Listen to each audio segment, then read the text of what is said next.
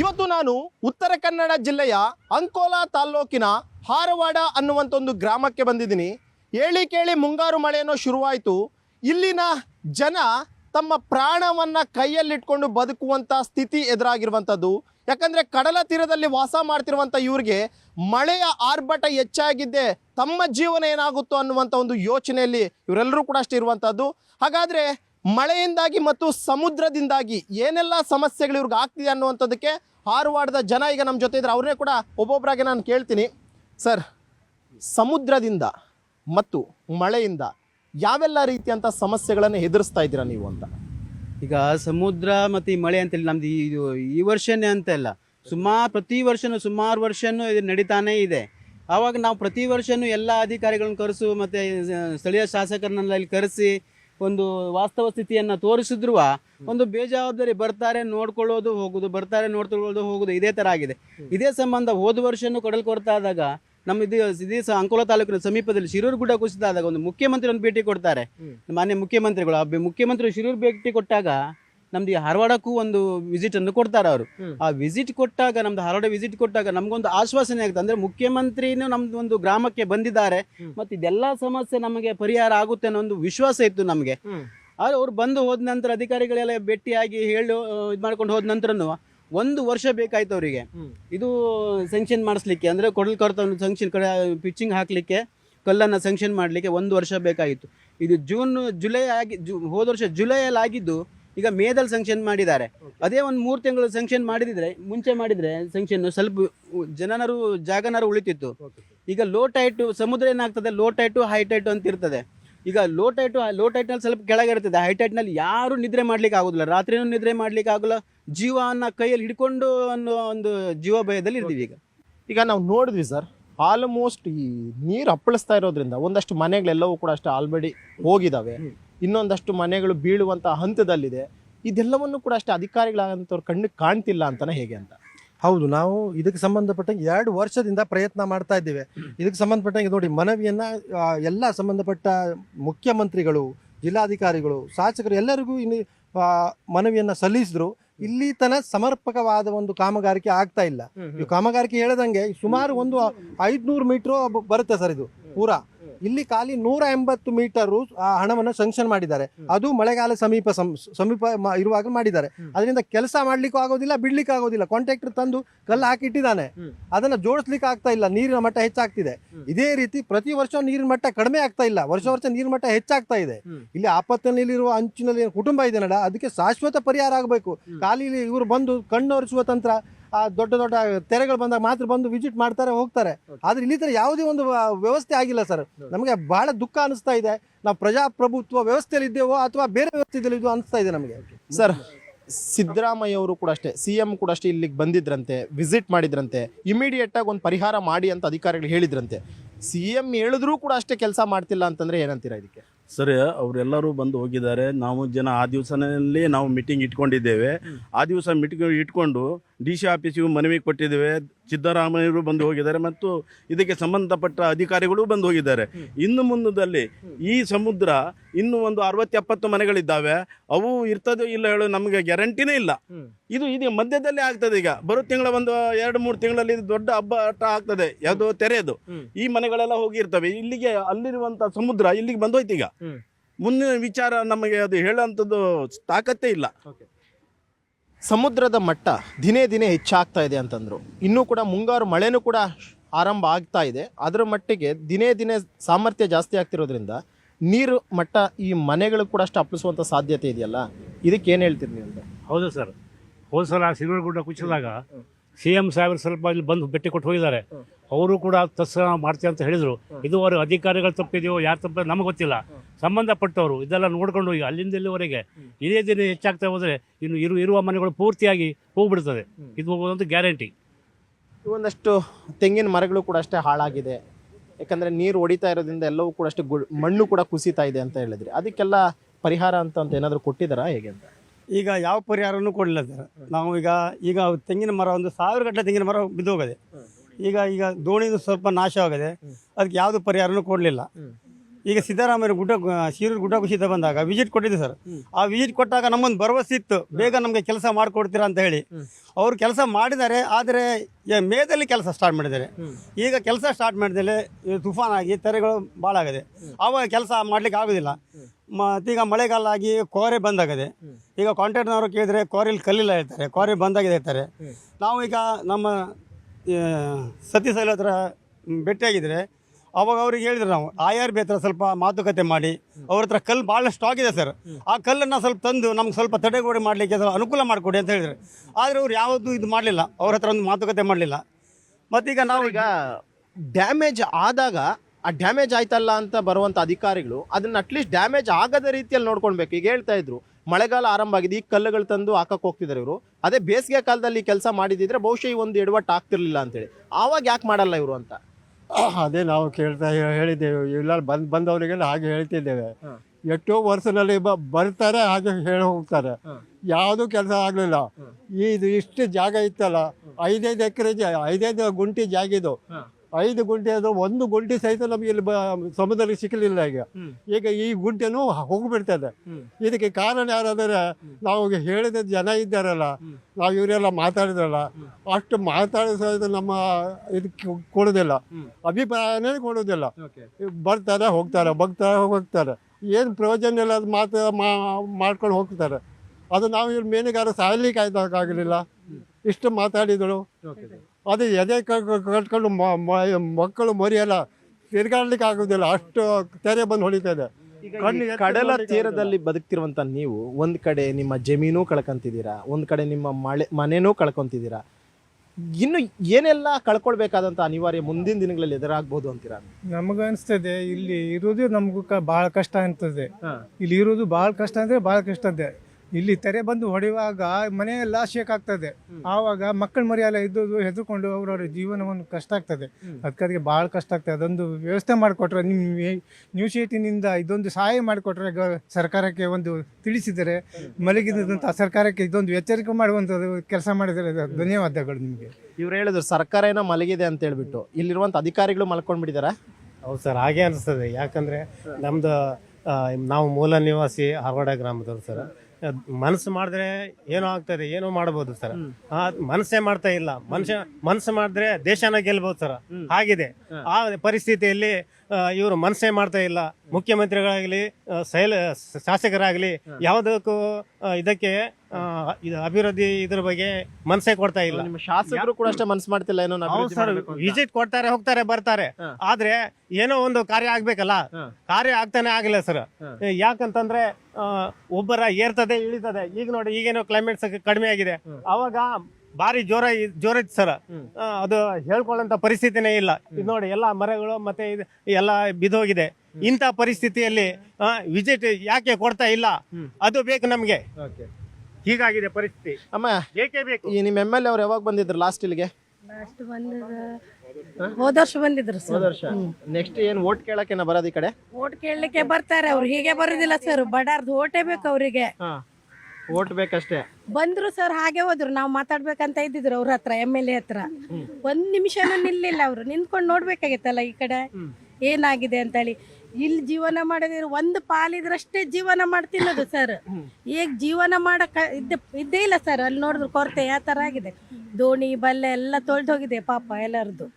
ನಾವು ನೋಡಿದ್ವಿ, ಈ ಅಲೆಗಳು ಬರ್ತಿರೋದ್ರಿಂದ ಕಂಪ್ಲೀಟ್ ಆಗಿ ಮಣ್ಣು ಕೂಡ ಹೋಗ್ತಿದೆ, ಒಂದಷ್ಟು ಮನೆಗಳು ಕೂಡ ಕೊಚ್ಕೊಂಡು ಹೋಗಿದೆ, 1000ದಷ್ಟು ತೆಂಗಿನ ಗಿಡಗಳು ಹೋಗಿದೆ, ಒಂದಷ್ಟು ದೋಣಿಗಳು ಕೂಡ ಅಷ್ಟೇ ಸಮುದ್ರದೊಳಗಡೆ ಹೋಗಿದೆ ಅಂತಲ್ಲ. ಇಷ್ಟು ಸಮಸ್ಯೆ ಆಗ್ತಿದೆ, ಕಣ್ಣಿಗೆ ಕಾಣ್ತಿಲ್ಲ ಅಂತಂದ್ರೆ ಅವ್ರಿಗೆ ಕಣ್ಣು ಕಟ್ಬಿಟ್ಟ ಸರ್. ನಾವು ಅವ್ರಿಗೆ ಕಣ್ಣಿಲ್ಲ, ನಮ್ಗೆ ಕಣ್ಣು ಉಂಟು ಎಲ್ಲ. ಅದೇ ಅವ್ರು ಕಣ್ಣು ಮುಚ್ಚೆ ಕೂತಿದ್ದಾರೆ, ಮತ್ತೇನ್ ಮಾಡುದು? ನಮ್ದು ಬಲೆ ಹೊತ್ತು, ಮಂಗಾರ ಹೊತ್ತು, ಮತ್ತೆಲ್ಲ ಹೊತ್ತು ನಮ್ದು. ಇಷ್ಟು ಇದೆಲ್ಲ ಮನೆ ಹೋಯ್ತಾ ನಿಮ್ದು? ಮನೆ ಇಲ್ಲ, ಮಂಗಾರ ಇದ್ದಿತ್ತು ಇಲ್ಲಿ, ಹರಿಮಂಗ. ಮನೇನು ಹೋಗಿದೆ, ಮನೇನು ಹೋಗಿದೆ. ಅಷ್ಟು ಹೋಗಿದೆ. ಚಿನ್ನಾನು ಇಟ್ಟಿದ್ರ ಮನೆಯಲ್ಲಿ? ಚಿನ್ನ ಇಲ್ಲ ಅವಾಗ ತಗೊಂಡು ಬಂದಿದ್ರು. ಚಿನ್ನ ಇಲ್ಲ, ಮತ್ತಿದ್ದು ಹಣ್ಣಿನ ಹೋಗಿದೆ, ನೀರ್ ಕಾಯಿಸಿದ ಹಂಡಿ ಎಲ್ಲಾನು ಬತ್ರ ಎಲ್ಲ ಹೋಗಿದೆ. ಹೌದು ಸರ್. ಇಲ್ಲಿವರೆಗೂ ಅಮ್ಮ ಎಷ್ಟು ಮನೆಗಳು ಈ ಸಮುದ್ರ ಅಲೆಗಳು ಕೊಚ್ಕೊಂಡು ಹೋಗಿದೆ? ಇಲ್ಲಿ ಸಮುದ್ರ ಹೋಗಿದೆ, 100-200 ಮನೆ ಹೋಗಿದೆ. ಹೌದು ಸರ್ ಹೌದು. ಈಗ ನಾವೆಲ್ಲಿ ಬದುಕ್ಬೇಕಂತ ಗೊತ್ತಾಗುದಿಲ್ಲ ಸರ್. ರಾತ್ರಿಗೆ ಇದು ನೋಡಿದ್ರೆ ಏನಿಲ್ಲ, ಅಪ್ಪಟಾಗಿ ಇಲ್ಲಿ ಓಡುದಿಲ್ಲ, ಇಲ್ಲಿ ಓಡ್ಬೇಕಂತ ಗೊತ್ತಾಗುದಿಲ್ಲ. ಎಲ್ಲ ಕಡೆಂತ ಸಮುದ್ರ ಬರ್ತದೆ, ಆ ಸೈಡಿಂದ ಬರ್ತದೆ, ಈ ಸೈಡಿಂದ ಬರ್ತದೆ. ಎಲ್ಲಿಗೆ ಹೇಳಿ ಓಡೋದು ನಾವು ಸರ್? ಅದಕ್ಕೆ ಹೇಳುದು ಸರ್ಕಾರ ಎಲ್ಲ ಮಲಿಕೊಂಡಿದ್ದಾರೆ. ಹೇಳ್ಸೋರು ಯಾರಿಗೆ ಸರ್ಕಾರಕ್ಕೆ? ಈಗ ನೀವೇ ಹೋಗ್ಕೊಂಡು ಹೇಳ್ಸ್ಬೇಕು ಸರ್. ನೀವೇ ಹೋಗ್ಕೊಂಡು ಟಿವಿ ನೈನ್ ನಮಸ್ಕಾರ ಹೇಳ್ಕೊಂಡು ಕೇಳ್ಕೊಳ್ಬೇಕಾಗಿ ಅವರೇ ಹೋಗ್ಕೊಂಡು ಹೇಳ್ಸ್ಬೇಕು ಸರ್. ಅವರೆಲ್ಲ ಮಲಗಿದ್ದಾರೆ, ಹಾಕೊಂಡು ಮಲ್ಕೊಳ್ತಾರೆ. ಈಗ ಇಲ್ಲಿ ಯಾರು ನೋಡುದಿಲ್ಲ. ಓಟ್ ಬೇಕಾದ್ರೆ ಎಲ್ಲರೂ ಬರ್ತಾರೆ, ನಾನ್ ದುಡ್ಡು ಕೊಡ್ತೀನಿ, ನೀ ರೊಕ್ಕ ಕೊಡ್ತೀನಿ ಹೇಳ್ಕೊಂಡು ಬರ್ತಾರೆ. ಹೇಗೆ ಯಾರಿದ್ದಾರೆ ನಮ್ಗೆ ಇಲ್ಲ? ಲಾಸ್ಟ್ ಟೈಮು ಸಿದ್ದರಾಮಯ್ಯ ಅವರು ಕೂಡ ಇಲ್ಲಿಗೆ ಬಂದಿದ್ರಂತೆ, ಏನ್ ಹೇಳಿದ್ರ ಅವತ್ತು? ಏನ್ ಮಾತಾಡ್ಲಿಕ್ಕೆ ಅವಕಾಶ ಕೊಡಲಿಲ್ಲ. ಅವ್ರು ನಿಲ್ಲೇ ಇಲ್ಲ, ಗಾಡಿ ಮೇಲೆ ನಿಂತರು, ಆಮೇಲೆ ಹಾಗೆ ಹೋದ್ರು. ಆಯ್ತು, ನಾವೆಲ್ಲ ಮಹಿಳೆಯರು ಪುರುಷರು ಸೇರಿ ಜಿಲ್ಲಾಧಿಕಾರಿಗಳ ಹತ್ರ ಹೋದ್ರು ಕಾರವಾರ. ಆ ಜಿಲ್ಲಾಧಿಕಾರಿಗಳು ಒಂದು ಉತ್ತರ ಕೊಡಲಿಲ್ಲ, ಇಲ್ಲಿ ಬರ್ಲೂ ಇಲ್ಲ. ಮತ್ತೆ ಏನ್ ಮಾಡ್ತಾರೆ ಜಿಲ್ಲಾಧಿಕಾರಿ? ಕೂತ್ಕೊಂಡು ಆರಾಮಿದ್ದಾರೆ ಅಲ್ಲಿ. ಇಲ್ಲಿ ಊರಿನ ಸಮಸ್ಯೆ ಏನಂತ ಗೊತ್ತಿಲ್ಲ ಅವರಿಗೆ. ನೋಡಿ, ರಾತ್ರಿ ಮಲಗಿದ್ರೆ ಜೀವ ಎಲ್ಲ ಎದೆ ಎಲ್ಲ ಗಪ್ಪ ಗಪ್ಪ ಗಪ್ಪ ಆಗ್ತದೆ, ಸಿಡ್ಲು ಬಂದ್ ಬಡಿತದೆ. ಅಧಿಕಾರಿಗಳು ಏನ್ ಮಾಡ್ತಾ ಇದ್ದಾರೆ? 2 ವರ್ಷ ಆಯ್ತು, ಮುಂದೆ ಹಿಂದೆ ಬರ್ತಿತ್ತು, ಆದ್ರೆ ವಾಪಸ್ ಹೋಗ್ತಿತ್ತು, ಇಲ್ಲ ಹೇಳುದಿಲ್ಲ. ಆದ್ರೆ 2 ವರ್ಷ ಆಯ್ತು, ತುಂಬಾ ಬಂದು ಜನರೆಲ್ಲ ಕಂಗಾಲ ಪರಿಸ್ಥಿತಿ ಇದ್ದಾರೆ. ನಮ್ಗೆ ಜಾಗ ಇಲ್ಲ, ನಮ್ಗೆ ಜಾಗ ಕೊಡ್ಬೇಕು, 2 ಗುಂಟೆ ಜಮೀನು ಕೊಡ್ಲೇಬೇಕು ನಮ್ಗೆ. ನಾನ್ ಹೇಳೋದು ಇಷ್ಟೇ, ಎಲ್ರಿಗೂ ಸಮುದ್ರ ಕೊರತೆಯಿಂದ ಯಾರ್ಯಾರು ಹೋಗಿದ್ದಾರೆ ಅವ್ರಿಗೆ ಜಮೀನು ಕೊಡ್ಬೇಕು, ಅಲ್ಲಿ ಹೋಗ್ಕೊಂಡು ಇರ್ಬೇಕು ನಾವು. ಇಲ್ಲಾಂದ್ರೆ ಸಮುದ್ರಲ್ಲೇ ಹೋಗ್ತೇವೆ. ಇಷ್ಟು ಮಾಡಿದ್ರೆ ಮಾತ್ರ ಸರ್ಕಾರ ಗೊತ್ತಾಗ್ಬೇಕು. ಈಗ ಯಜಮಾನ್ರೆ, ಈಗ ಕಲ್ಲು ಹಾಕಿದ್ದಾರೆ, ಹಾಕಿರೋ ಕಲ್ಲು ದಿನೇ ದಿನೇ ಕೆಳಗೆ ಹೋಗ್ತಿದೆ ಹೊರತುನು ಏನು ಪ್ರಯೋಜನ ಆಗ್ತಿಲ್ಲಲ್ಲ, ಏನ್ ಹೇಳ್ತೀರಿ ಇದಕ್ಕೆ? ಅದಕ್ಕಾಗಿ ಹೇಳೋದು, ಆದಷ್ಟು ಜನ ಬಂದು ಹೋಗ್ತಾರೆ, ಏನು ಸರಿಯಾಗಿ ಒಂದು ಕೆಲಸ ಮಾಡೋದಿಲ್ಲ. MLA ಸಹ ಬರ್ತಾರೆ, ಬಂದ್ಕೊಂಡು ನೋಡ್ಕೊಂಡು ಹಾಗೆ ಗಾಡಿ ಮೇಲೆ ಪರಿತಾಗಿ ಹೋಗ್ಬಿಡ್ತಾರೆ. ನಮ್ಮ ಪರಿಸ್ಥಿತಿ ಏನಂದ್ರೆ, ಇಲ್ಲಿ ತೆರೆಯನ್ನು ಕಡಲನ್ನು ಬರ್ತದೆ, ಜನ ನಮ್ಗೆ ಇರ್ಲಿಕ್ಕೆ ಇಲ್ಲಿ ತಾಕತ್ತೆ ಬರೋದಿಲ್ಲ. ಎಲ್ಲಾದ್ರೂ ನಾವು ಶಿಫ್ಟ್ ಮಾಡಿದ್ರೆ, ನಮ್ಗೊಂದು ಶಿಫ್ಟ್ ಎಲ್ಲಾದ್ರೂ ನೀವು ಒಂದು ಕೊಡಿ ಹೇಳಿ, ನಮ್ಗೊಂದು ತೋರಿಸಿ, ನೀವು ಫಾರೆಸ್ಟ್ ಜಾಗ ಇದೆಯಲ್ಲ ಅಲ್ಲಿ ಹೋಗಿ ನಮಗೊಂದು ಕೊಡಿ ಅಂತ ಹೇಳಿ ನಾವು ಬೇಡೋದು. ಅದಕ್ಕಾಗಿ ಪರಿಸ್ಥಿತಿ ಏನು ಮಾಡಬೇಕು, ಹಗಲು ರಾತ್ರಿ ನಮ್ಗೆ ಎದುರಿಲ್ಲ. ಅದಕ್ಕಾಗಿ ಎಲ್ಲರಿಗೂ ಬಂದು ನಾವು ಹೇಳಿದ್ದೇವೆ, ನೀವು ಬಂದು ಕೊಡಿ, ಏನಾದರೂ ಮಾಡಿ ಅಂತ ಹೇಳಿ. ಒಬ್ಬರು ಇಲ್ಲಿ ಹಾರವಾಡದಲ್ಲಿ ಎತ್ತಿಗಡೆಗೆ ಮಾಡೋದಿಲ್ಲ. ಈಗ ಬರೀ ಹಾರವಾಡಕ್ಕಷ್ಟೇನಾ ಈ ರೀತಿಯಾದಂಥ ಸಮಸ್ಯೆ ಆಗ್ತದೆ ಅಂತದ್ದು? ಬೇರೆ ಬೇರೆ ಭಾಗದಲ್ಲೂ ಸಮಸ್ಯೆ ಆಗ್ತಿದ್ಯಾ? ಉಳಿಬೋದು ಸರ್, ಅಲ್ಲಿ ಉಳಿಬೋದು. ಅಲ್ಲ, ಈಗ ಜಾಸ್ತಿ ಆಗ್ಬಿಟ್ಟಿದೆ ಸಮಸ್ಯೆ ಕೇವಲ ಹಾರವಾಡ ಜನಕ್ಕೆ ಮಾತ್ರ ಈ ರೀತಿಯಾದ ಸಮಸ್ಯೆ ಆಗ್ತಿದೆ ಸಮುದ್ರ, ಬೇರೆ ಕಡೆನೂ ಸಮಸ್ಯೆ ಇದೆಯಾ ಅಂತ? ಸರ್, ಬೇರೆ ಕಡೆಯಿಂದ ಗೊತ್ತಿಲ್ಲ. ಈ ಕಡೆ ನಮ್ದು ಹರಡ ತರಗಮಠದಲ್ಲಿ ಪ್ರತಿಯೊಂದು ವರ್ಷದಿಂದ ಹೀಗೆ ಕೊರತೆ ಇರ್ತದೆ. ಈ ರಾಜಕಾರಣಿಗಳು ಹೇಳ್ತಾರಲ್ಲ, ಬರ್ತಾರೆ, ಹಲವು ಸರ ಮಾಡ್ತಾರೆ, ನಮಸ್ಕಾರ ಮಾಡ್ತಾರೆ, ಹೋಗ್ತಾರೆ. ಅವರು ಮುಂದಿನ ಕರ್ಮ ಏನೂ ತಗೊಂಬೋದಿಲ್ಲ. ಬೇಕಾದ್ಮೇಲೆ ಅಷ್ಟೇ ಬರ್ತಾರೆ, ಬಿಡುವಾಗ ಯಾರು ಬರ್ದಿಲ್ಲ. ಇದಕ್ಕೆ ಕರ್ಮ ಏನು ಕೊಡ್ತಾರೆ ಇವರು? ಕರ್ಮನೂ ಕೊಡಿಲ್ಲ, ಮಹಿಂದಿನೂ ಕೊಡಿಲ್ಲ. ಇವ್ರಿಗೆ ರಾಜಕಾರಣ ಮಾಡ್ಕೊಂಡು ಏನು ಕೊಡಿಲ್ಲ ಉಂಟು ಇವರಿಗೆ. ದಿಕ್ಕಿ ಬೈಲಿ ಹೊಡಿ ಬೈಲಿ ಇವರಿಗೆ. ನಾನು ಬರ್ತೀನಿ, ನೀನು ಬರ್ತೀನಿ, ನಾನು ಬರ್ತೀನಿ, ನೀನು ಬರ್ತೀನಿ. ಇದಕ್ಕೆ ಪರಿಹಾರ ಏನು ಹೋಗ್ತಾರೆ? ಪರಿಹಾರ ಏನು ಕೊಡ್ತಾರೆ ಇವರು ರಾಜಕಾರಣಿಗಳು? ಏನೂ ಕೊಡಿಲ್ಲ. ಆ ರಾಜಕಾರಣಿಗೆ ಏನಾದ್ರು ಸಮಸ್ಯೆ ಮಾಡಿಕೊಡಿ ಸರ್. ಸರ್, ರಾಜಕಾರಣಿಗಳು ಬರ್ತಾರೆ, ನೋಡ್ತಾರೆ, ಹೋಗ್ತಾರೆ. ಕಾರಿಂದನೂ ಕೂಡ ಇಳಿದು ಅಟ್ಲೀಸ್ಟ್ ಏನು ಸಮಸ್ಯೆ ಆಗಿದೆ ಅನ್ನೋಂಥದ್ದು ನೋಡ್ತಿಲ್ಲ ಅನ್ನುವಂಥದ್ದನ್ನು ಪಾಪ ಹೆಂಗಸರೆಲ್ಲ ಹೇಳ್ತಿದ್ರು. ನಿಜಾನ ಅದು? ಹೌದು. ಆ್ಯಕ್ಚುಲಿ ರಾಜಕಾರಣಿಗಳು ಬಂದು ಅದಕ್ಕೆ ತಕ್ಕಂಗೆ ಬಂದು ವಿಸಿಟ್ ಮಾಡಿ ಹೋದ್ರೆ ಅದಕ್ಕೆ ತಕ್ಕಂಗೆ ಒಂದು ಪರಿಹಾರ ವ್ಯವಸ್ಥೆಯನ್ನು ಮಾಡಬೇಕಲ್ಲ. ಇಷ್ಟೆಲ್ಲ ಜನ ಜೀವವನ್ನು ಭಯದಲ್ಲಿ ಅಂದ್ರೆ ಜೀವನ ಮಾಡ್ತಾ ಇದ್ದಾರೆ. 2 ವರ್ಷದಿಂದ ನಾವು ಬೇಡ್ಕೊಳ್ತಾ ಇದ್ದೀವಿ ಎಲ್ಲ ಸರ್ಕಾರಕ್ಕೂ, ಇಲ್ಲಿ ತನಕ ಒಂದು ಶಾಶ್ವತ ಪರಿಹಾರ ಕೊಡಿ. ಮತ್ತೆ 200-300 ಮನೆಗಳಿದ್ದಾವೆ ಸರ್. ಆ್ಯಕ್ಚುಲಿ ಅದು ಉಳಿಬೇಕಂದ್ರೆ ದೊಡ್ಡ ದೊಡ್ಡ ಕಲ್ಲುಗಳು ಹಾಕ್ಬೇಕು. ಇಲ್ಲಿ ಈಗೇನು ಡಿಸೈನ್ ಮಾಡಿದಾರಲ್ಲ, ಒಂದು 180 ಮೀಟರು, ಅದು ಬಹಳ ಡೌನ್ ಅಲ್ಲಿ ಇದೆ, ಹೈಟ್ ಅಲ್ಲಿ ಆಗಬೇಕು. ಮತ್ತೆ ಆ ಕಲ್ಲು ಏನಿದೆ ನೋಡಿ ಸಣ್ಣ ಇದೆ. ಮತ್ತೆ ಅದಕ್ಕಿಂತ ಈಗ 180 ಮೀಟರ್ಗಿಂತ ಮುಂದೆ ಒಂದು 400 ಮೀಟರು ಹಳೆ ಕಲ್ಲು ಹಾಕಿದೆ, ಸಣ್ಣ ಸಣ್ಣ, ಅದೆಲ್ಲ ಅಲ್ಲೂ ಕೊಚ್ಕೊಂಡು ಹೋಗಿದೆ. ಅಲ್ಲೂ ಸಮರ್ಪಕವಾದ ಒಂದು ಸರ್ವೆ ಮಾಡೋದಿಲ್ಲ ಸರ್. ಏನು ಸರ್ ಶಾಶ್ವತ ಪರಿಹಾರ ಅಂತಂದ್ರೆ ಯಾವ ರೀತಿಯಾದಂಥ ಪರಿಹಾರ ನಿಮ್ಗೆ ಬೇಕಾಗಿರೋದು? ಈಗ ಶಾಶ್ವತ ಪರಿಹಾರ ಅಂತ ಹೇಳಿದ್ರೆ, ಸಮುದ್ರದಲ್ಲಿ ಒಂದು ಬ್ರೇಕ್ ವಾಟರ್ ಇದೆ. ಆ ಬ್ರೇಕ್ ವಾಟರ್ ಏನಾಗುತ್ತೆ ಅಂತ ಹೇಳಿದ್ರೆ, ಸ್ವಲ್ಪ ಜಾಸ್ತಿ ಕಾಸ್ಟ್ ಇರೋದ್ರಿಂದ ಸರ್ಕಾರ ಗಮನದಲ್ಲಿ ಇಟ್ಕೊಳ್ತದೆ. ಅದು ಬ್ರೇಕ್ ವಾಟರ್ ಎಲ್ಲಿ ಈ ಬಂದರು ಇಲಾಖೆಯ ಬಂದರು ಇರ್ತದಲ್ಲ, ಆ ಮೂಮೆಂಟಿಗೆ ಆಗ್ತದೆ. ನಮ್ಗೆ ಶಾಶ್ವತ ಪರಿಹಾರ ಬೇಕಂತ ಹೇಳಿದ್ರೆ, ಈಗ ಇಲ್ಲಿ ಸಮುದ್ರದಲ್ಲಿ ಏನು ತಡೆಗೋಡೆಯನ್ನು ನಿರ್ಮಿಸ್ತಾರಲ್ಲ, ಅದನ್ನೇ ಶಾಶ್ವತವಾಗಿ ಹೈಟ್ ಆಗಿ, ಅಥವಾ ಈಗ ಪೋರ್ಟ್ ಡಿಪಾರ್ಟ್ಮೆಂಟ್ ಅಂತಿದೆ, ಅವ್ರ ಡಿಸೈನ್ ಪ್ರಕಾರ, ಅವ್ರು ಇಂಜಿನಿಯರ್ ಇರ್ತಾರೆ, ಯಾವ ಡಿಸೈನ್ ಪ್ರಕಾರ ಅವ್ರು ಮಾಡಿಕೊಂಡು, ಈಗ ಇಲ್ಲಿ ಶಾಶ್ವತ ಪರಿಹಾರ ಬೇಕಂತ ಹೇಳಿದ್ರೆ ಒಂದೇ ಒಂದು ನಮಗೆ ಕಲ್ಲು ಹಾಕೊಡ್ಬೇಕಂತ ಹೇಳಿ. ಹೌದು, ಅದನ್ನೇ ಸರ್ಕಾರಕ್ಕೆ ಹೇಳೋದು. ಕಲ್ಲು ಹಾಕಿರೋ ಅಂತದ್ದು ಚಿಕ್ಕ ಕಲ್ಲು ಹಾಕಿದ್ದಾರೆ ಸರ್. ಒಂದು ಅಲೆ ಬಂತು ಅಂತಂದ್ರೆ ಆಲ್ಮೋಸ್ಟ್ ಸಮುದ್ರದೊಳಗಡೆ ಹೋಗ್ಬಿಡ್ತಾ ಕಲ್ಲು. ಅಂತ ಕಲ್ಲುಗಳು ಎಷ್ಟಾಕಿ ಏನು ಪ್ರಯೋಜನ ಅಂತ? ಇಲ್ಲ, ಈಗ ಅದನ್ನೇ ಚೇಂಜ್ ಮಾಡ್ಕೊಂಡವರು ಈಗ ಕೇಣಿದಲ್ಲಿ ಮಾಡಿದ್ದಾರೆ. ಅದೇ ಥರ ಇಲ್ಲಿ ದೊಡ್ಡ ದೊಡ್ಡ ಕಲ್ಲನ್ನು ಹಾಕೊಂಡು ಮಾಡಿದರೆ ಸಮುದ್ರ ಸ್ವಲ್ಪ ಇರ್ಬೋದು ನಮ್ಮ ಊರು ಅಂತೇಳಿ. ಇನ್ನೊಂದು ಅಂತ ಹೇಳಿದ್ರೆ ನಾವು ಯಾಕಂತ ನಮ್ಗೆ ಈ ಸರ್ಕಾರ ಯಾಕೆ ಈ ಥರ ಮಾಡ್ತಾರೆ ಅಂತಲೇ ಗೊತ್ತಾಗ್ತಿಲ್ಲ. ಈಗ ಇರೋದೇ ಸರ್ಕಾರ ಜನರಿಗೋಸ್ಕರ, ಜನರನ್ನೇ ನಮಗೆ ಈ ಥರ ಸಮುದ್ರದಲ್ಲಿ ದೂಡ್ತದೆ ಅಂತ ಹೇಳಿದ್ರೆ ಮತ್ತೆ ಇನ್ನು ಯಾರಿಗೆ ಕೇಳಬೇಕು ನಾವು ಹೇಳಿ? ಈ ಸರ್ಕಾರ ಜನರಿಗೆ ಏನು ಸವಲತ್ತು ಬೇಕು ಅದನ್ನು ಮನೆಗೆ ಬಂದು ಕೇಳ್ಕೊಂಡು ಹೋಗಬೇಕು. ಬಂದ್ಕೊಂಡು ನೋಡ್ಕೊಂಡು ಹೋದರೆ ಏನು ಪ್ರಯೋಜನ? ಮುಂದಿನ ದಿವಸದಲ್ಲಿ ನಾವು ಹೇಳೋದಷ್ಟೇ, ಮುಂದಿನ ದಿವಸದಲ್ಲಿ ನ್ಯೂಸ್ ಮುಖಾಂತರ ನಾವು ಹೇಳ್ತೀವಿ, ನಮಗೆ ಶಾಶ್ವತ ಪರಿಹಾರ ಮಾಡಿಕೊಡ್ದಿದ್ರೆ ನಾವೆಲ್ಲ ಇಡೀ ಗ್ರಾಮಸ್ಥರು ಸೇರಿ ಇದಕ್ಕೆ ಸರ್ಕಾರಕ್ಕೆ ದಯಾಮರಣವನ್ನು ಕೊಡ್ಲಿಕ್ಕೆ ಅಂತೇಳಿ ನಾವು ಅರ್ಜಿ ಹಾಕ್ತೀವಿ. ಈ ದಯಾಮರಣ ಅನ್ನುವಂಥದ್ದು ಕೊಡುವಂಥದ್ದು ಯಾವಾಗ ಅಂತಂದರೆ ಏನೂ ಆಗಲ್ಲ ಇವ್ರ ಕೈಲಿ. ಅಟ್ಲೀಸ್ಟ್ ನಮ್ಮ ಸಾವು ಆದರೂ ನಮ್ಮ ಇಷ್ಟದಂತೆ ಮಾಡಿ ಅಂತ ಹೇಳ್ತಿರುವಂಥದ್ದು.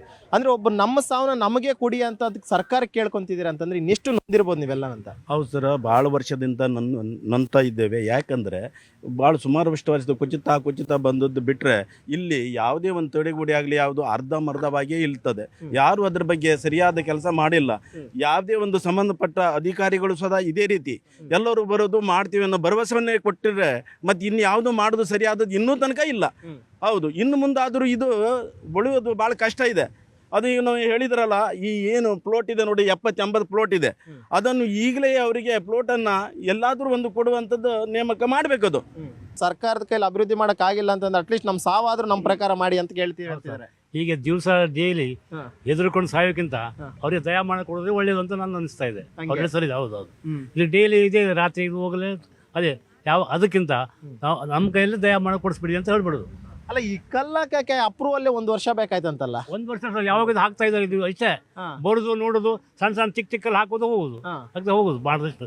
ಇದೇ ಕೆಲಸ ಒಂದು 3 ತಿಂಗಳ ಹಿಂದೆ ಮಾಡಿದ್ರೆ, ಏಪ್ರಿಲ್ ಹಂಗೆ ಮಾಡಿದ್ರೆ ಇದೇ ಸ್ಟಾರ್ ಉಳಿತಿತ್ತು ಏನೋ, ಅದು ಹೋಗ್ಬಿಡ್ತು. ಈಗ ಸರ್ ಲಾಸ್ಟ್ ಟೈಮು ಒಂದು 5-6 ತಿಂಗಳಿಂದ ಅಲ್ಲಿವರೆಗೂ ಇತ್ತಂತೆ ಸರ್.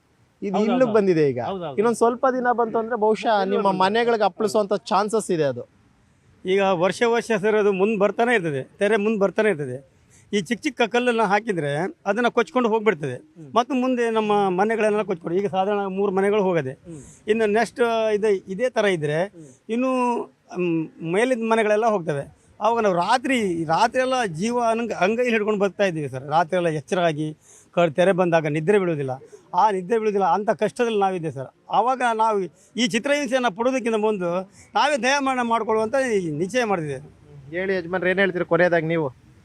ಏನು ಹೇಳಲಿ, ಜನರದು ಆಯಿತು, ತೆರೆದು ಆಯಿತು, ಇದು ಕಲ್ಲಿಂದು ಆಯಿತು, ಏನಾದರೂ ನಮಗೇನು ಮಾಡಲಿಲ್ಲ. ನಾವು ಸಾವು ಮರಣ ಅಷ್ಟೇ ನೋಡ್ತಾ ಇದ್ದೇವೆ. ಈಗ MLA ಬರ್ತಾರೆ, ಜನರು ನೋವು ಕೇಳೋದಿಲ್ಲ. ಜಿಲ್ಲಾಧಿಕಾರಿಗಳು ಬರೋದೇ ಇಲ್ಲ ಅಂತಂದ್ರು. ನಮ್ಮ ನ್ಯೂಸ್ 18 ಮೂಲಕನಾದರೂ ಕೂಡ ಅಷ್ಟೇ, ಅವ್ರಿಗೆ ಏನು ಹೇಳ್ಬೇಕಂತಿದ್ರೆ ಅಂತ ಹೇಳಿ. ನ್ಯೂಸ್ 18 ಮೂಲಕ ಅದೇ ಕೇಳ್ತಾ ಇದ್ದೆ, ನಮಗೆ ದಯಾಮರಣವನ್ನು ಕೊಡ್ಕೊಳ್ಳಿಕ್ಕೆ ಹೇಳ್ತೇವೆ. ಯಾಕಂದ್ರೆ ನಮ್ಗೆ ಇಲ್ಲಿ ಇರ್ಲಿಕ್ಕೆ ಆಗುದಿಲ್ಲ. ಇಲ್ಲಿ ಇದ್ದಕ್ಕೂ ನಾವು ಪ್ರಯೋಜನ ಇಲ್ಲ. ಈಗ ರಾತ್ರಿ ಎಲ್ಲ ಇರ್ಲಿಕ್ಕೆ ಆಗುದಿಲ್ಲ ಸರ್. ನಾವು ಭಾರಿ ಆತಂಕ ಪಡ್ತಾ ಇದ್ದೇವೆ ಇಲ್ಲಿ. ಅದರಿಂದ ನಮಗೆ ದಯಾಮರಣ ಕೊಡೋದು ಒಳ್ಳೇದು ಸರ್ಕಾರ. ಈಗ ಎಲ್ಲರೂ ಹೇಳ್ತಿರೋಂಥದ್ದು ಕೆಲಸ ಮಾಡಕ್ ಆಗಿಲ್ಲ ಅಂತಂದ್ರೆ ಅಟ್ಲೀಸ್ಟ್ ದಯಾಮರಣ ಕೊಟ್ಬಿಡಿ ಅತ್ಲಾಗೆ ಅಂತಿದ್ದಾರೆ. ಕೊಡ್ಬೇಕು ಅಂತ ಹೇಳ್ತೇನೆ. ನಾವೀಗ ನಾವು ಮಾಡೋದಕ್ಕಿಂತ ಜುಲೈದಲ್ಲಿ ನೋಡಿ ಮಳೆ ಇದೆ ನೋಡಿ, ನಾವು ಮರಣನೇ ಹೊಂದುದು, ಮತ್ತೇನು ಇಲ್ಲ. ಸಮುದ್ರ ಮೇಲೆ ಬರ್ತದೆ ಜುಲೈದಲ್ಲಿ, ಅದು ದೊಡ್ಡ ಮಳೆ. ಈಗ ಇದು ಸ್ವಲ್ಪ ಆಯ್ತು, ಮತ್ತು ದೊಡ್ಡ ಮಳೆ ಇದೆ, ಆವಾಗ ಎಲ್ಲರೂ ಮರಣನೇ ಹೋಗಿದ್ದು. ಇನ್ನೊಂದು ಯಾವತ್ತು ಬಂದಿಲ್ಲ ಅಂತಂದ್ರು ನೆಕ್ಸ್ಟ್ ಇನ್ನೊಂದು 2.5-3 ವರ್ಷಕ್ಕೆ ಬಂದೇ ಬರ್ತಾರೆ. ಓಟ್ ಹಾಕಿ ಈ ಸಲ ಗೆಲ್ಸಿ ತಡೆಗೋಡೆ ಕಟ್ಬಿಡ್ತೀನಿ, ನಿಮ್ಗೆ ಅಲೆ ಅನ್ನಂತದ್ ನಿಮ್ಗೆ ಟಚ್ಚು ಆಗಲ್ಲ, ಹಂಗ್ ಮಾಡ್ತೀನಿ ಅಂತೆಲ್ಲ ಹೇಳ್ತಾರ. ಅವತ್ತು ಏನ್ ಉತ್ತರ ಕೊಡ್ತೀರಾ ಅವ್ರಿಗೆ ಅಷ್ಟೊಂದು ಅಭಿವೃದ್ಧಿ ಮಾಡಿಲ್ಲ ಅಂತಂದ್ರೆ? ನಾವ್ ಹೇಳ್ತೇವೆ ಅವ್ರಿಗೆ, ಏನ್ ಗೊತ್ತು, ನಾವು ಇಲ್ಲೇ ಸಾಯ್ಬೇಕು ಅಥವಾ ನಮ್ ಕೆಲಸ ಮಾಡ್ತಿರೋ, ಇಲ್ಲಾದ್ರೆ ನಾವ್ ಇಲ್ಲೇ ಮಾಡೇವಂತೆ. ಅವ್ರು ಹೇಳ್ಬೇಕಾಗಿಲ್ಲ ನೋಡಿ, ಸಮುದ್ರ ನಮ್ ತಗೊಂಡೋಗ್ಬಿಡ್ತದೆ, ಮನೆಗಳು, ಮನುಷ್ಯರು, ಮಕ್ಕಳು ಎಲ್ಲರೂ ತಗೊಂಡೋಗ್ಬಿಡ್ತದೆ. ಈಗ ಜುಲೈದಲ್ಲಿ ಇದೆ, ಈಗ ಜೂನ್ ಅಲ್ಲ, ಮುಂದಿನ ತಿಂಗಳಲ್ಲಿ ಇದೆ, ದೊಡ್ಡ ಸಮುದ್ರ ಮೇಲ್ ಬರ್ತದೆ. ಹೌದು. ಏನ್ ಹೇಳ್ತೀರಮ್ಮ ಕೊನೆದಾಗ ನೀವು? ಇಲ್ಲ, ನಮ್ಗಿಲ್ಲ, ಮರಣ ಪಟ್ಟರು ಅಡ್ಡಿಲ್ಲ, ನಾವು ಸಮುದ್ರದಲ್ಲಿ ಸತ್ರು ಅಡ್ಡಿಲ್ಲ, ಆದ್ರೆ ಅಧಿಕಾರಿಗಳಿಗೆ ಒಂದು ಬುದ್ಧಿ ಕಲಿಸ್ಬೇಕು ಸರ್. ಹೆಂಗಸ್ರು ಹೇಳ್ತಿರೋಂಥದ್ದು ಸರ್, ಅಭಿವೃದ್ಧಿ ನಿಮ್ಗೆ ಮಾಡೋಕ್ಕಾಗಿಲ್ಲ ಅಂದ್ರೂ ಪರವಾಗಿಲ್ಲ, ನಾವು ಸಮುದ್ರದಲ್ಲಾದ್ರೂ ಸಾಯ್ತೀವಿ, ಆದ್ರೆ ಅಧಿಕಾರಿಗಳಿಗೊಂದು ಎಚ್ಚರಿಕೆ ಗಂಟೆ ಆಗಬೇಕು, ನಿದ್ದೆಯಲ್ಲಿರುವಂಥವ್ರು ಎದ್ದೊಳ್ಬೇಕು ಅಂತ ಹೇಳ್ತಿದ್ದಾರೆ. ಹೌದು ಸರ್, ಇಲ್ಲಿ ಆಗಿ 1 ವರ್ಷ ಆಯಿತು. ಜಿಲ್ಲಾಧಿಕಾರಿಗಳಿದ್ದಾರಲ್ಲ, ಇಲ್ಲಿ ಒಂದು ಸಲ ಭೇಟಿ ಕೊಟ್ಟಿಲ್ಲ. ನಾವು ಹೋಗಿ ಮನವಿಯನ್ನು ಕೊಟ್ಟು ಬಂದ್ವಿ ಅವರಿಗೆ. ಅದು ಜಿಲ್ಲಾಧಿಕಾರಿ ಇಲ್ಲಿ ನೆಕ್ಸ್ಟ್ ಸ್ಟೆಪ್ ಏನು ಮಾಡಬೇಕು ಅನ್ಕೊಂಡಿದ್ದೀರಿ ಸರ್? ಈಗ ಸಮಸ್ಯೆ ಏನು ಅನ್ನುವಂಥದ್ದು ನೀವೆಲ್ಲರೂ ಕೂಡ ಹೇಳಿದ್ರಿ. ನೆಕ್ಸ್ಟ್ ಅದನ್ನ ಸಮಸ್ಯೆ ನಿವಾರಣೆ ಮಾಡ್ಕೊಳ್ಬೇಕಂದ್ರೆ ನೆಕ್ಸ್ಟ್ ಏನು ಮಾಡೋಣ ಊರಿನ ಗ್ರಾಮಸ್ಥರು ಅಂತ ನಿರ್ಧಾರ ಮಾಡ್ಕೊಂಡಿದ್ದೀರಾ? ಅದೇ ಸರ್, ಈಗ ಸಮಸ್ಯೆಗಳು ಎಲ್ಲ ಸಂಬಂಧಪಟ್ಟ CM ಇಂದ MLA ಮತ್ತು ಜಿಲ್ಲಾಧಿಕಾರಿ ಎಲ್ಲವರಿಗೂ ನಾವು ಮನವಿ ಸಲ್ಲಿಸಾದ ಮೇಲೆ ಈ ಥರ ಕೆಲಸ ಆಗಲಿಲ್ಲ ಅಂದರೆ ಈಗ ಅದೇ ಹೇಳ್ದಂಗೆ ನಮ್ಮೆಲ್ಲ ಸಂಘಟಕರು ಹೇಳ್ದಂಗೆ ದಯಾಮರಣಕ್ಕೆ ನಾವು ಈಗ ಅರ್ಜಿ ಸಲ್ಲಿಸಬೇಕು ಅಷ್ಟು ಅಂದ್ಕೊಂಡಿದ್ದೀವಿ, ಮತ್ತೇನಿಲ್ಲ. ಸರ್ ಕೊನೆಯದಾಗಿ ನೀವೇನು ಹೇಳ್ತೀರಿ ಸರ್? ಸಂಬಂಧಪಟ್ಟಂತಹ ಇಲಾಖೆಗೋ ನಿಮ್ಮ ಶಾಸಕರು CM ಸಿದ್ದರಾಮಯ್ಯವರು ಕೂಡ ಅಷ್ಟು ಬಂದು ಹೋಗಿದ್ರು, ಅವ್ರಿಗೆ ಏನು ಹೇಳ್ತೀರಿ? ಈಗ ನಾವು CM ಸಿದ್ದರಾಮಯ್ಯನವರು ಬಂದೋಗಿದ್ದಾರೆ, ಮಾನ್ಯ ಶಾಸಕರು ಬಂದೋಗಿದ್ದಾರೆ. ನಾವೀಗ ಕೊನೆಯದಾಗಿ ಹೇಳೋದಷ್ಟೇ, ನಮ್ಗೆ ಕೆಲಸ ಮಾಡಿಕೊಡಿ. ಯಾಕಂತ ಹೇಳಿದ್ರೆ ನಾವು ಮೀನುಗಾರರು ಒಂದು ಬೆಳಿಗ್ಗೆ ಹೋಗಿ ಒಂದು ಏನೋ ಒಂದು ತಂದುಕೊಂಡು ವ್ಯಾಪಾರ ಮಾಡ್ಕೊಂಡು ಜೀವನ ಮಾಡುವಂಥ ವ್ಯಕ್ತಿಗಳು. ಅದಕ್ಕೆ ನಾವು ಹೇಳ್ತೀವಿ, ನಮ್ಗೆ ಈ ಸಮುದ್ರನ ಬಿಟ್ಟರೆ ಬೇರೆ ಯಾವುದು ಕೆಲಸನ ನಮ್ಗೆ ಗೊತ್ತಿಲ್ಲ. ಅದಕ್ಕೆ ನಾವು ಸರ್ಕಾರಕ್ಕೂ ಹಾಗೂ ನಮ್ಮದು ಎಲ್ಲ ಅಧಿಕಾರಿಗಳು ಹೇಳ್ತಿರೋದು ಅಷ್ಟೇ, ಆದಷ್ಟು ಬೇಗ ಬಂದು ವಿಸಿಟ್ ಮಾಡಿ ನಮ್ಗೆ ಈ ಕೆಲಸವನ್ನು ಪೂರ್ಣಗೊಳಿಸ್ಕೊಡಿ. ಇಲ್ಲ ಅಂತ ಹೇಳಿದ್ರೆ ದಯಾಮರಣ ಕೊಟ್ಟುಬಿಡಿ. ಸರ್ ಕೊನೆಯದಾಗಿ ಏನು ಹೇಳ್ತೀರಿ ಸರ್? ಕೊನೆಯದಾಗಿ ಏನು ಹೇಳೋದಂತೂ ಗೊತ್ತಾಗೋದಿಲ್ಲ ಸರ್. ನೀವೇ ನಮಗೆ ಒಂದು ಧೈರ್ಯ ಕೊಡಬೇಕು. ನೀವು ಶೆಟ್ಟಿನವರೇ ನೀವೇನಾದರೂ ಸಹಾಯ ಮಾಡಬೇಕು ಸರ್. ಸರ್ಕಾರಕ್ಕೆ ಒಂದು ಎಚ್ಚರಿಕೆಯನ್ನು ಕೊಡಬೇಕು ನೀವು. ಓಕೆ, ಕೇಳಿದ್ರಲ್ಲಿ ಇದು ಕಡಲ ತೀರದಲ್ಲಿ ವಾಸ ಮಾಡ್ತಿರುವಂತಹ ಆರವಾಡ ಜನರ ಒಂದು ನೋವಿನ ಮಾತು. ಪ್ರಾಣವನ್ನ ಕೈಯಲ್ಲಿಟ್ಕೊಂಡು ಬದುಕುವಂತಹ ಸ್ಥಿತಿ ಇವತ್ತು ಎದುರಾಗಿದೆ. ಇದಕ್ಕೆ ನೇರ ಕಾರಣ ಅಂತಂದ್ರೆ ಸರ್ಕಾರ ಮತ್ತು ಇಲ್ಲಿರುವಂತಹ ಅಧಿಕಾರಿಗಳು. ಎಷ್ಟೋ ಬಾರಿ ಮನವಿಯನ್ನು ಮಾಡ್ಕೊಂಡಿದ್ದೀವಿ. CM ಸಿದ್ದರಾಮಯ್ಯ ಅವರು ಇಲ್ಲಿಗೆ ಬಂದಿದ್ರು, ಶಾಸಕರು ಬಂದಿದ್ರು, ಆದರೆ ಜಿಲ್ಲಾಧಿಕಾರಿಗಳು ಯಾವತ್ತೂ ಬಂದಿಲ್ಲ. ಇನ್ನಾದರೂ ಕೂಡ ಅಷ್ಟೇ ನಮ್ಮ ಸಮಸ್ಯೆಯನ್ನು ಬಗೆಹರಿಸುವಂಥ ಒಂದು ಕೆಲಸವನ್ನು ಮಾಡಿ. ಇಲ್ಲ ಅಂತಂದರೆ ದಯಾಮರಣವನ್ನು ಕೋರಿ ಇಡೀ ಗ್ರಾಮದ ಜನರು ಅರ್ಜಿ ಸಲ್ಲಿಸೋದಕ್ಕೂ ಕೂಡ ಅಷ್ಟೇ ಸಿದ್ಧವಾಗಿದ್ದೀವಿ ಅನ್ನುವಂಥ ಒಂದು ಮಾತನ್ನು ಹೇಳ್ತಿದ್ದಾರೆ. ಇದು ಈ ಊರಿನ ಸಮಸ್ಯೆ.